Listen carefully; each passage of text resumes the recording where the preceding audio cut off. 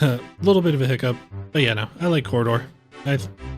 They make fun videos and are always exploring technologies and CGI. It's a good time. I think they come up with fun projects. Avoiding burnout is a real challenge, but my favorite way to avoid it is to burn something else. This is fire spinning. When this staff is rolling over my arms, I can't think about work. I can't think about deadlines. I can't even think about what happens 10 seconds from now, because if I do, I get burned. There is only the next movement. You see, the danger gets me out of my head and completely into the present. That is a feeling I am in love with. And fire does something beautiful when it moves. It paints a streak of light through the air. And so I started wondering, if I replaced the fire with LEDs, could I control those streaks? What if the staff could actually paint an image with light? So I did what I always do when I hyper-focus on a new hobby. I turned it into a complicated engineering project. I want to build an LED contact staff that displays images when I spin it. You know, like those cool propeller holographic displays that only work when you spin them. I want to do that, but become the display itself. The only problem is I have absolutely zero experience with programming LEDs. I don't know if I can actually pull this project off. I'm gonna try. I just have to apply the same lesson that helped me learn to spin. Don't solve everything at once. Break it down and figure out the next move.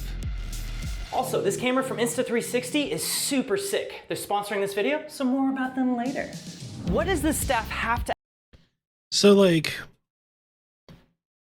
that's also like a big thing about burnout and creativity as well, is when you have an idea, just gun it, just do it. That's something that I've really struggled about when it comes to confidence in the stuff that I do, as well as just like constantly trying to one-up myself. Just like, if you have a zany thought, you should just kind of start and then figure it out as you go. If that makes sense. I think that's how a lot of creative projects end up really getting off the ground. Also, another fun thing, I saw a fire spinning performance when I was in Hawaii a long time ago. And if you've never seen like an actual legitimate act for that, it's so nice to watch, especially like on stage with a sunset in the background and the cool ocean breeze coming over you. It's so good.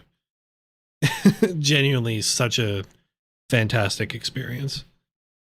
To actually accomplish? Well, number one, it needs to be an entire beam of light. I've seen other projects that do something similar where they put the electronics in the center, kind of like a Darth Maul lightsaber type thing. I don't want to do that. I want one unbroken beam of light. Two, this thing needs to be durable because I will drop this thing a lot, and it needs to be able to survive any sort of abuse I give it. It's got to be able to handle it. And three, it needs to actually display an image, which means I need to have high enough resolution LED strips and a very fast processor in order to actually display the picture, you know? If I can accomplish all three of those criteria, I think I will succeed in making a super cool LED staff. Because at the end, that's another thing that I really appreciate about not just like these videos that come out of Corridor, but it's also why I watch a lot of science and engineering YouTubers, is that when they create stuff, they don't, well, they realistically don't really know how it's going to end up.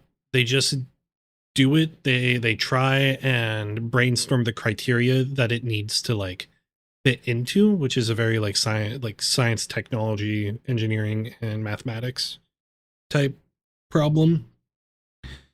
And then the fun part of the process of engineering is after you come up with the brainstorm and all the things that you need, then creating those things based off of like what you already know and doing the research behind it. It's almost like putting a puzzle together. It's part of what makes programming and game design really fun as well, of just like coming up with a basic list of things that you want and then figuring out how to do it. Because like throughout the entire process, you're going to be learning new things and you're going to be putting those creative skills to the test. That's just what life is all about. I genuinely think that consistently challenging yourself with just like ideas of, is that even possible? Can I do that? It's just super fun. At the end of the day, I just want to make something cool in honor of something I love. And I think this will be that. So let's get started. There's a lot of advanced stuff that's gonna go into this thing that I don't currently know how to do. I'm just assuming I'm gonna be able to figure it out. So before I even get to the point of trying to actually build this staff, I need to make sure that I know how to actually program an LED strip, because these are addressable, meaning that each one of these LEDs has its own little micro computer chip on them. And I don't know. Like I said, it's not knowing how to do it. It's just figuring out as you go and learning how to do new stuff. It's cool. This is How to awesome. program any of that. So that's what my goal for today is to figure out how to do that. To get started, I knew I needed two basic things: a fast microcontroller to tell every LED what to do, and a motion sensor to tell that controller how the staff was moving. To control the lights, I chose a Teensy 4.1 to act as the brain of the staff. It's basically just a really fast Arduino. LED on, LED off, LED on. To detect motion, I'm using a sensor called an IMU. It's essentially a rotation sensor, and try to get the LEDs to change color depending on how I move this. Super neat. I am vibe coding to do all the programming because I don't know how to code. But in just a few hours, I went from turning on just a single LED to getting the whole strip working with some rainbow lights, and I was even able to get the lights to respond to motion. Come on, how cool is that? Like, vibe coding is a good way to today. I had a lot of fun. I feel have like a jumping off I could point just if make you have anything. Oh, is that? Sorry, I shouldn't be talking while the video is playing. Vibe coding is a good way to like start off learning how to code. Something that you have to really keep in mind when it comes to AI assisted coding is that it's not going to teach you how to make code more efficient and how to make solutions to really complicated problems. But for something that's relatively simple and you're stuck in your own head and have no idea where to start, it's so much more accessible than trying to dig through YouTube tutorials, especially when so many tutorials for things like Python scripting or even like web server management, it already assumes that you know so much about like how Python works. It's, in my experience, been just a nightmare to the point where it's easier to have an AI tell me like, hey, this is how this specific things works. This is the use case for it. And this is an example of how to use it. Especially when you don't have like a teacher that is available to teach you how to do it in person and like actually answer questions and talk to you. So it's part of, it's part of my process that I've been using for coding some of my own stuff for the Twitch end of things. I'm pretty excited to show when it's ready. So, huh? Well, I guess I should prove it and make a prototype. So I wired up some more LEDs and taped it all together onto a carbon fiber tube. It's super janky, but it is also now an interactive lightsaber. It's pretty sick. That's kind of cool, like kind of innovating in the lightsaber space. Innovating in the lightsaber space. It's also so dorky. Obi-Wan. Vader. All right, the goal here is just to see if I can make a simple pattern in the air. Literally just a circle divided into 3 colors like this. To get the long exposure video, I'm using the Blackmagic Cinema app on my phone, which is able to go down to a 1/4 second exposure, so like 4 frames per second. That's why it looks fast forwarded, because it is. But this is where I started running into issues. What I'm noticing here is that it seems to be working, but the colors are drifting. You see, the image is not supposed to be rotating like this. It's supposed to be measuring the rotation speed so that it can display the correct pixels at the right orientation. I spent a good amount of time trying different things, but ultimately none of my fixes really changed anything. I was still getting drift. I'm not exactly sure why or even how to fix that. What would be causing drift like that? Like, thinking about it, if it is calculating based off of an integer of the controller that you're using, that controller would be calculating effectively what direction it's pointing in based off of gravity, or most likely gravity or magnetism, but most likely gravity. Kind of like a Wii remote. It's the way that I would see it. And then using, like, that would give a direction, like an integer of the direction of how level it is in comparison with the floor. And then you would use that integer to kind of plug it into an RGB value based off of what angle it's at. So I would suspect that something that could be happening is that as colors transition between each other, instead of giving a specific value, it is adding or subtracting an RGB value based off of the direction it is pointing in. And because sometimes these sensors aren't 100% accurate, as you're tilting it, it's kind of like skipping one or two of those values, like while you're spinning it, which causes it to skip a add or like subtract integer to that total RGB value, which would result in color drift. So probably the way that I would solve this is that at specific angles, create checkpoints where if an angle is passed at a certain point, then you would, instead of transitioning by adding an integer value to an RGB color, you would just manually set the RGB color at that specific angle. So like if it's, so like say you would have a solid red value at like 0 degrees pointing like straight downwards, you would have a solid green value when it's pointing at a positive 45-degree angle, and you would have a solid blue value when it's tilted at a negative 45-degree angle. So that way, when you're like passing over those thresholds, it just immediately snaps to that color. And then you can still keep like the previous code you were using for the value transitions between those angles. So that way you still have like the color transition, but you're also setting it to where when it's at specific angles, then you'll get the values that you specifically want, and that'll help prevent drift. That's the solution I would use. That was also a lot of nerd talk. So yeah. I was becoming frustrated, so I decided to simplify things by removing the motion sensing element from the test. The idea is to take a bunch of vertical slices and play them back on the staff one at a time, left to right. At first it played back so slowly that the pixels stretched into these really long streaks, which was kinda cool, but definitely not what I was going for. So I just kept increasing the playback speed until a recognizable pattern actually started showing up. Look, you can actually see the hexagonal patterns, it's working! That's pretty sick. This is a pretty solid test, but right now it's only playing it back at a very specific speed. It's not actually taking into account the rotation of the display, and that is a critical point here. So as I spin this staff, I want it to intelligently understand when it's moved far enough to display the next line of pixels, as opposed to just playing them back, and then I have to just spin it at a certain speed. It's a tough one, but one step at a time.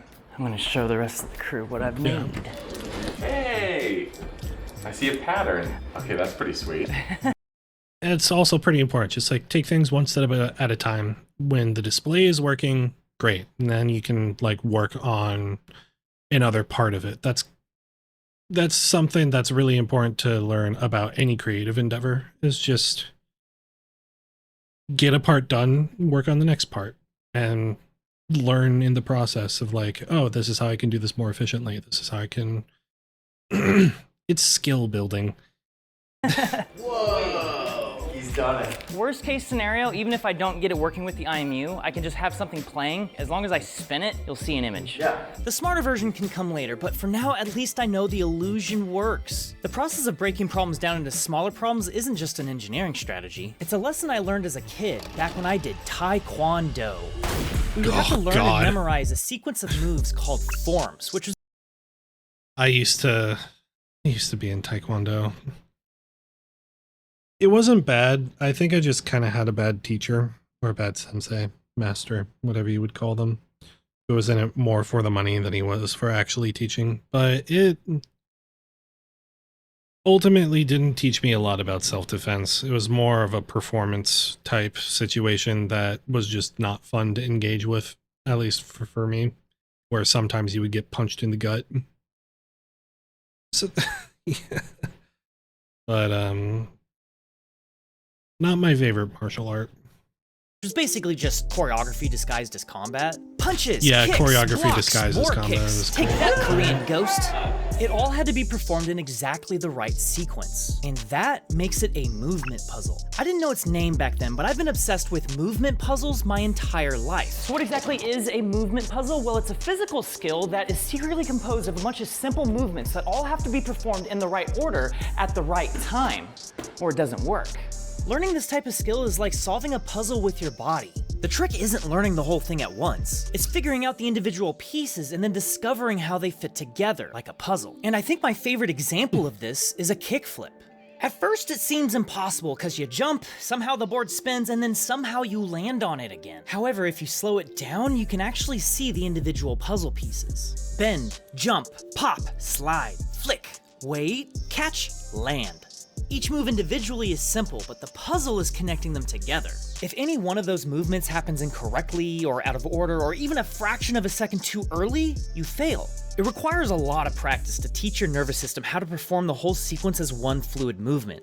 A lot of practice and a lot of failure, but if you practice putting just a couple pieces together at a time, it does start coming together. I've always been drawn towards skills that take hundreds of tiny repetitions to master, so it really shouldn't surprise me that I've become obsessed with flow arts. It can be surprisingly challenging to learn even some of the most basic moves, but when you get them, boy is it satisfying. God, yeah, so fucking satisfying. In fact, it was actually just learning the most basic move that got me hooked.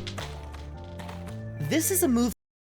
We also had like baton spinning toys when I was a kid that I would play with all the time like this. You know, like the ones where you're holding the twin sticks and have to spin one with tassels using specifically those sticks and doing tricks and stuff with it. I also got into like yo-yos for a good while for the exact same reason. Just like the flow, movement, kind of the ADHD repetition of doing the same thing over and over and over again and having a good time with it. It's just, yeah. Called the rotor. It looks pretty easy, but trust me, it's harder than it looks. So I'm gonna just briefly show you how to do it. No! Lovely. I'm sure there's probably better tutorials on the internet, but feel free to grab a stick and follow along. We're gonna be going clockwise, so that means right hand on top. You want to align your hands together at the bottom so that they can hinge back and forth. And just practice kind of going from back of the hands to the palms, because that's more or less the hand motion that we're going through here. Most people, when they start trying to spin, they literally are just like grabbing it over and over again like this, which is not the way to do it. You want to make sure it's rolling over your hand. First progression is literally just kind of doing this. Can you get it to roll off your thumb? Once you've practiced just rolling it off your hand a lot, you can start incorporating your other hand to catch it and then try to feed it back to your first one while trying to maintain that hinge motion. You want to try to keep the momentum going. Roll over the thumb, catch with the other hand, bring it back to your first hand, roll over the thumb again. Eventually it is going to start feeling more natural, even if you do mess up all the time like I still do. This is the motion that I'm going to be using to display these images. But before I can do that, I actually have to build the staff. But before I can build it, I need a final design. Looking at this also reminds me that like at some point I wanted to get a nice heavy chunky pen just to have as a fidget toy. I think I have one that actually could work. I should start doing that because I know that there's some people who can do like little pen tricks and like flip it over their thumb, and it's just like a good ADHD stim. I don't know. I like it. Okay, so here's the plan. I'm going to use a polycarbonate tube as the frame because it's both strong and durable. For the LEDs, I'm going to use the APA 102 strips because they're very fast refresh rate and they're tightly packed together, which will give me way more resolution than what I've been using so far. Are you ready for some RGB? I understand mobs now, sick. you know what I mean? It's like, I'm just staring at it, I'm like, I get it. The core of it will be a spine of this 12mm carbon fiber tube. The idea is that running along the length of this will be 2 parallel strips going the whole length of the staff. Powering this whole project has been a challenge. More specifically, figuring out how to actually do it. You see, I couldn't just put one big battery at the end. That would make the staff unbalanced, and any good staff has to be balanced. The solution was to break the staff in half. Well, electronically at least. Power at the ends, lights through the staff, and then electronics at the center. With 2 3-cell batteries. Each of these has 3 18650 batteries in them, and the idea is that these are actually going to sit outside of the staff on the end, and each of these batteries will power half of the LEDs. So Batteries at the end is an interesting solution to that, actually. Like, because that helps keep it evenly balanced, like you said. My concern would be that whenever you drop the staff, it's going to be immediately impacting those batteries, which can cause problems. So half of the staff will be powered by one side, the other half will be powered by the other side. But there's not going to be a gap in the light. I really want to make sure the light goes the entire way. Just like that. Where was I? Okay, I spent.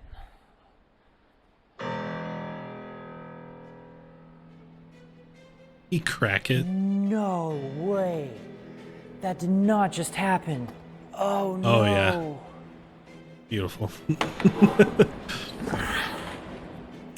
This was supposed to be a lot stronger than that. Dang. Well, looks like I'm buying a new polycarbonate tube, but in the meantime, let's get these LEDs on the carbon fiber pole. Carbon fiber can be conductive, and that could potentially mess up the LEDs if I just connect them directly to this. I might try to print some like rails for the LEDs. Now the plan is to actually print everything in TPU, which is a flexible rubber-like material, which is extremely durable. That's a pro tip I picked up from my buddy Jay, who's a roboticist. If you want something to not break, print it in TPU. Like an idiot, I didn't realize that as this got taller, it would get more wobbly, and therefore at the top, it would become pretty bad. I've just... Okay, that's kind of funny. I mean, it's makes sense. It's like an engineering problem you wouldn't think of. It's still kind of silly, you know?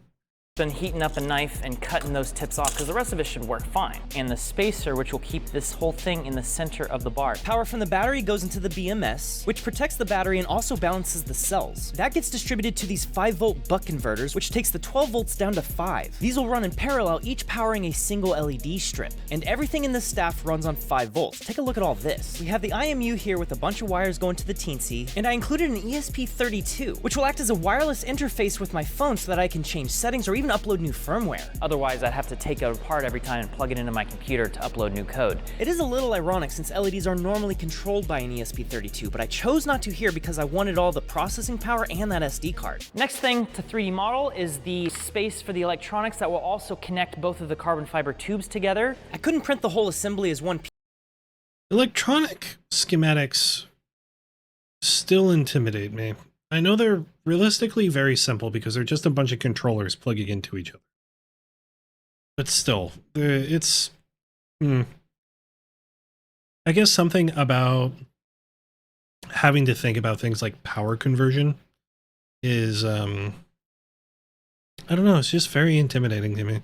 So I split it into 3 parts and I'm gonna glue it together. And for that, I'm gonna use like E6000. Should be a pretty good glue that'll stay flexible and durable for the impacts this will inevitably take. No! Should be a pretty good glue that'll... Printing that horizontally might help with that kind of issue. Just saying. Stay flexible. That's on me. This diagram I think is going to be particularly helpful because the idea is that this can just rotate up and over and fold against that, kind of like a taco, you know?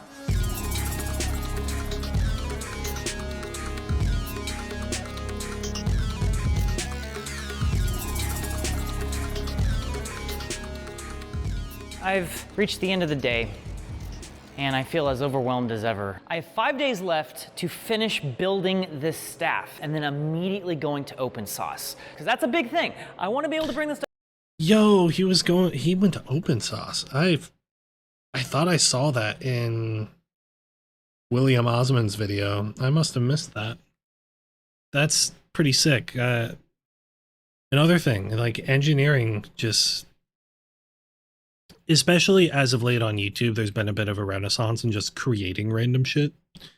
So to see a bunch of creators and a bunch of people experimenting and then bringing it to a convention to showcase all of the random crap that you've made is super cool.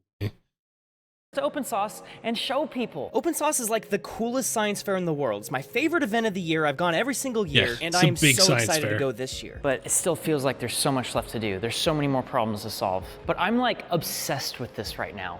In my free time, I can't stop thinking about this. When I'm home in bed trying to sleep, I can't stop thinking about this. That hasn't really happened on a project I've worked on in quite some time. This is fun. I guess that's what I'm trying to say. I am having fun with this project. It is 8:40. There's no one else here. And I'm still working on this because I'm enjoying this. At the beginning of this video, I mentioned burnout because this project has me thinking about it lately. And I don't want to imply that I don't love my job. I do. I freaking love my job. But life has been a lot lately, and I think I've been carrying around more stress than I realized, which has been probably getting to me. And I don't know if this is a solution to any of that, but I do know that when I'm spinning fire, all of the noise goes away.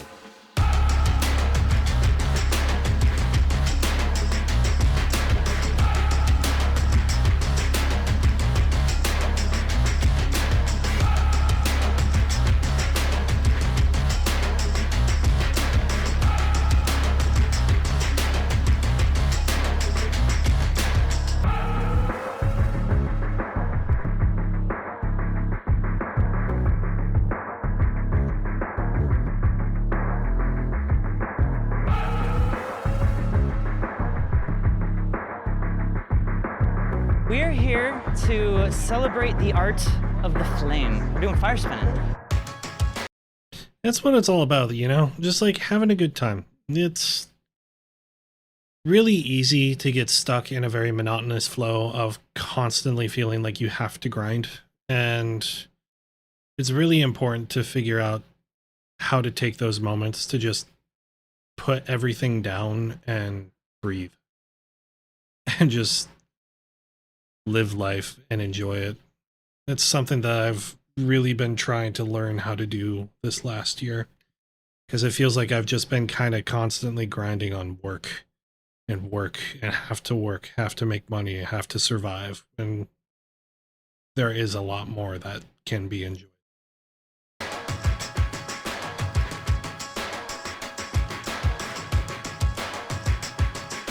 Yeah, there we go. He brought 3. We have more to practice with now. This is Alex. He's a very good friend of mine, and he's also the one who got me into all this. Jan too, but I hate Jan. Fire is very dangerous, so we try to exercise proper safety protocols, and one of those things is every person that's flaming also has a person that's safetying. And that's someone who is holding a blanket, one of these fireproof blankets, ready to put the person out if necessary, or more likely to put out the actual thing that's on fire.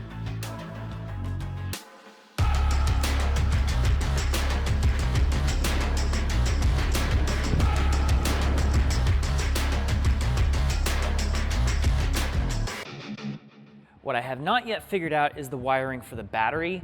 I have some things in mind. I think the idea is I'm gonna take this 3S BMS, I'm literally gonna strap it to the side, I'm gonna wire this up directly to it, and I'm gonna also wire up a switch directly to the battery so that I can turn off and on the whole half of the staff by just powering on the battery. Key thing when cutting battery wires, cut them individually. Yeah. I don't need this balanced cable.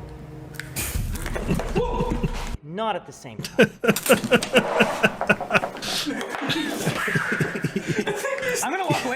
Something's happening to disrupt the He's making an arc between the positive and negative with his tool.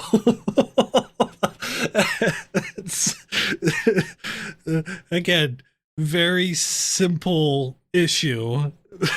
Just, but not having the brain to like think about it beforehand of just like, this is a metal tool that's connecting both input and output of the system. I probably shouldn't do that. power. Very I killed funny. 2 separate BMSs in my attempts to get this thing soldered together. Apparently these little pads that you actually solder to lift off of the board really easily, and then that just kills the board. Regardless, I think I finally got it. And this thing works now. And now for the biggest design Hello, Joker. Welcome. We're just chilling and having a good time. Feel free to sit down, relax, and and join us, really. challenge of the whole project. You see, these batteries have to live outside of the staff, but they also have to be removable, not too big, and still protect the battery. And this is what I came up with. This might be the most clever thing I've ever designed. Let me explain. By attaching threads to the outside of the staff, I could screw the end cap on and off. The TPU is flexible. What if it lands on like a stick or a rock or something that's able to pierce through? A hard plastic shell would protect the battery from piercing damage, while the soft TPU exterior would provide cushion. The other problem that I had to overcome was how do I get this thing in here? I didn't want big nogs on the end of this thing, so I wanted a slim profile. But the problem is that the battery was too big to fit because the threads were in the way. So the surprising solution is just to cut the threads. Most people don't realize this, but you don't really need all the threads. You can actually cut them up quite a bit and they still work really well. But perhaps the craziest part of all of this is that I one-shotted this design. This is my V1 and it's perfect. I couldn't believe it. I straight up could not believe it. Usually when you're like designing something, you have to kind of like just do one small thing at a time to make sure that works. I did like 6 different things, hoping they would all work. Does the sleeve fit in there? I hope it does. This is also why I don't have a 3D printer. I'd make crap like this all the time. I feel like I would at least. That or I'd make like little figurines and stuff of various different characters. Like it'd be a mess all over our apartment. I'd make little bunnies to sneak into different spots on Avi's desk to surprise her with while she's just working and ends up finding a little pink bunny somewhere just that's been hidden for the last week. Do that all the time. The button fit in there. I hope it does. Are the channels big enough for the wires? I hope they are. And they all work. Flawless flush fit. Dude, I'm stoked, but I'm also like running out of time.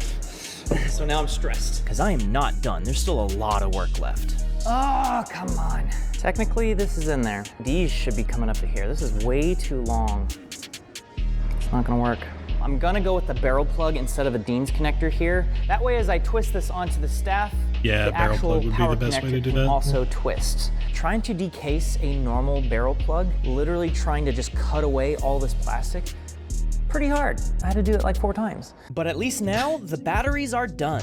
And after spending all week breathing in way too much solder smoke, I decided to do something radical. Honestly, it's probably went outside. I thought this would be a good opportunity to talk about the camera I shot almost this entire video with, lost my the train of Luna thought. Ultra Oops. from Insta360. They are sponsoring this video, but it is a good Thank you break for and the all, but sponsor. it's time to Don't get need back it. to work. Appreciate it. Monday morning, I've got 3 days, and not gonna lie, I'm feeling the pressure to get this thing done. This is the tube I've been using, but notice how it's cracked and broken. Well, I bought a replacement, and here it is. Great. Problem, however, is that the dimensions of this are a little bit different than what I've modeled everything around. Boy. This guy fits perfectly on the end caps there. Look at, oh my God, that fit is perfect. But this, Use. Yeah.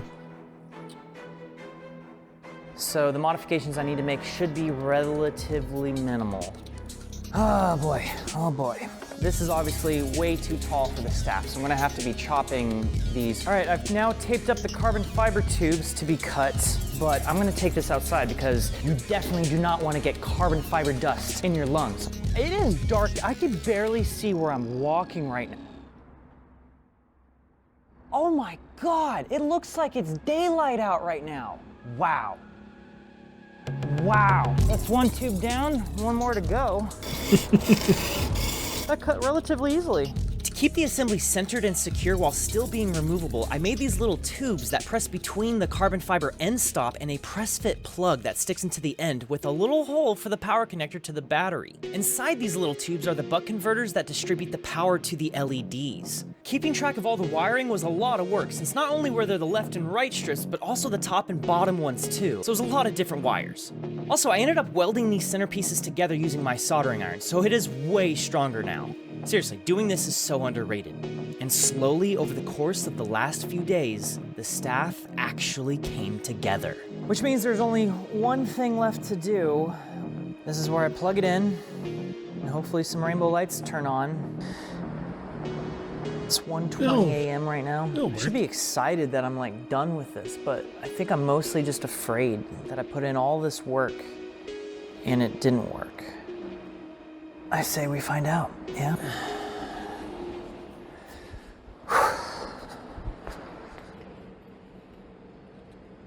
I mean, it's going in. Oh my God, they fit! Yes! It is a tight fit.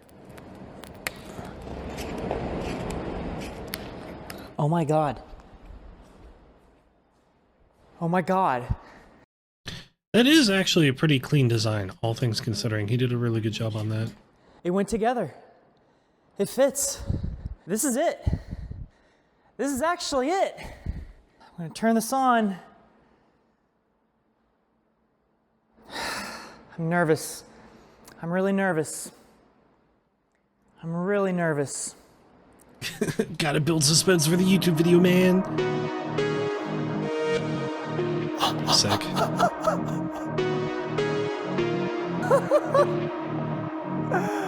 Oh my God, yes! Yes! It's working? Yes! Yes! Ah! This is so cool!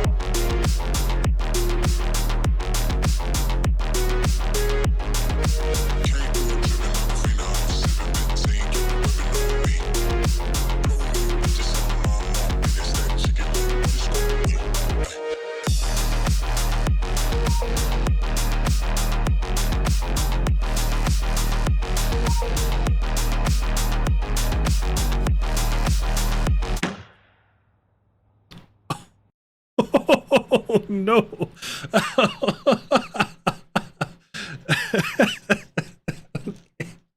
Okay. That's a good cut.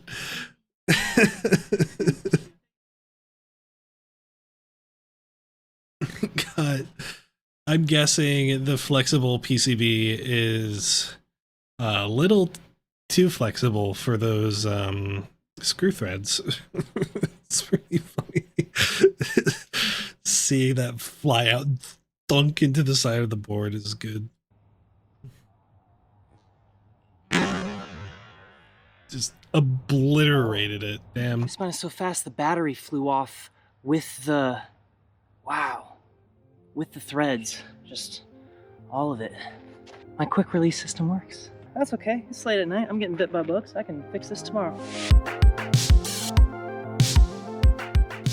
I'm back, and I have not only a finished staff, but what I think is a very good staff. I realize that is the world's largest Q-tip. A lot has happened since I finished the build. I haven't really made many modifications, but I've used this thing a ton. It has broken a couple times, but every time it's broken, I've been able to fix it pretty easily. The entire point behind the design of the batteries was to make them durable so that if they did, for whatever reason, fly off, they'd survive, and that ended up working out perfectly. When I finished the build, it was just the clear polycarbonate tube, and you can clearly see the LEDs. And I got a recommendation from Cats Creates at OpenSauce, and they recommended that I actually just put on white silicone to act as diffusion. Yes, it is opaque, but when the lights are on, it actually works pretty well at diffusing it, and I think that really brought the whole thing together, and also made it way more like the world's largest Q-tip.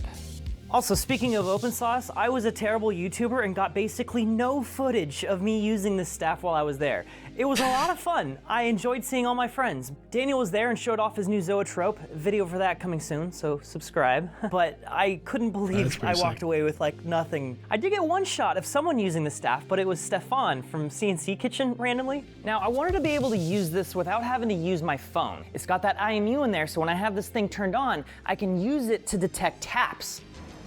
Now it's in tap detection mode. Every tap will light up one little light, and each light indicates a different mode. First one is an RGB rainbow that always falls in the direction of gravity. That's actually really smart. I like that a lot. I'm glad he figured out how to do the gravity detection on that as well. That helps make it so much cooler.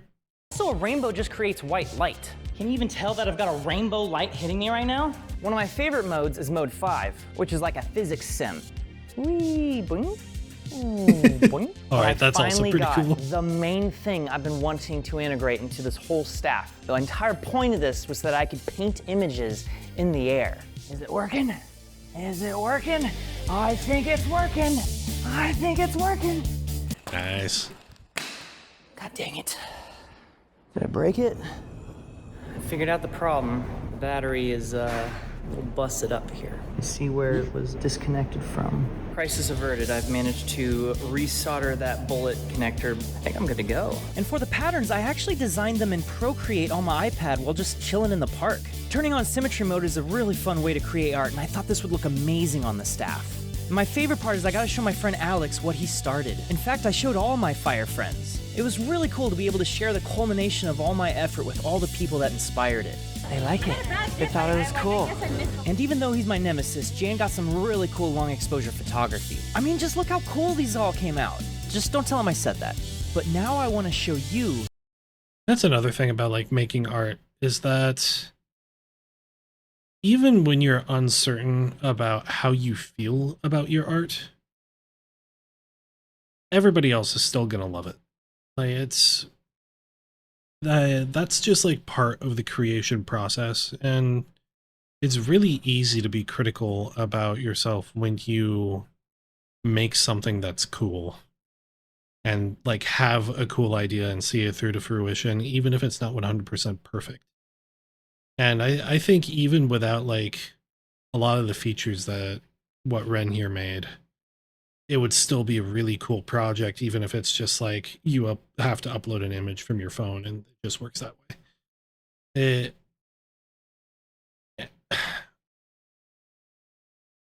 Getting too wrapped up in it about what other people or what you feel other people like is a really easy trap to fall into. And it's something that, again, it's another lesson that I've done my best to learn and move beyond over this last year.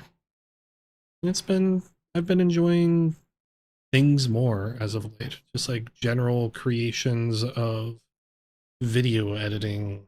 Well, I've been doing less video editing, but more like music creation, sketching, writing. It's been a journey, process. Something else.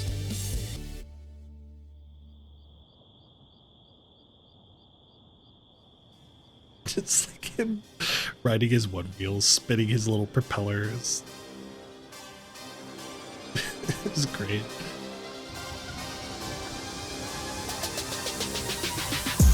Oh. God damn it. Oops. This is my favorite place in all of Los Angeles. I come up here to think. I come up here to hang out with friends. I come up here to get away from it all. But tonight, I come up here to share art with everyone and no one.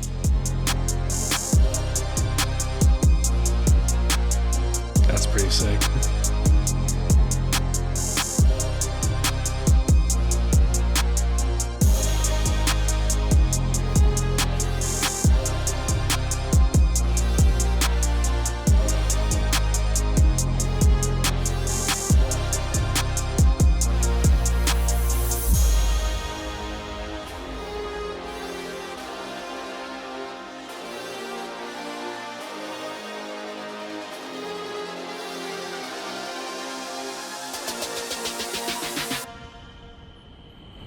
8 million people down below me here, and almost no one ever comes up here at night. One of the best views of the city you can get, and it's completely free. That light is literally the only thing lighting me right now. Like, It's I'm so on a mountain, bright. but I brought a light. This is one of my favorite spots, but to be able to come here and like project my art to the world, I think that's kind of cool. I feel like I should just end this video now and make a part 2 where I make a better one. I don't know. Maybe I'll make a video about rising sea levels. Maybe I'll make a video about the true scale of meteor impacts. Those would be fun to do, but maybe also at some point I can make a V2 of this staff. And if you guys would tune in, let me know in the comments below. And thank you so much for watching. Genuinely super sick video. Super sick project of just creating something you find is cool and just rolling. Having an idea and bringing it into reality. It's fantastic. Genuinely fantastic. And yeah, no, the creative mindset, even outside of like art, when it comes to like engineering or problem solving, is so important to just thriving as a person. I feel like it makes your soul shine. That makes sense. Either way, awesome. That was a great video.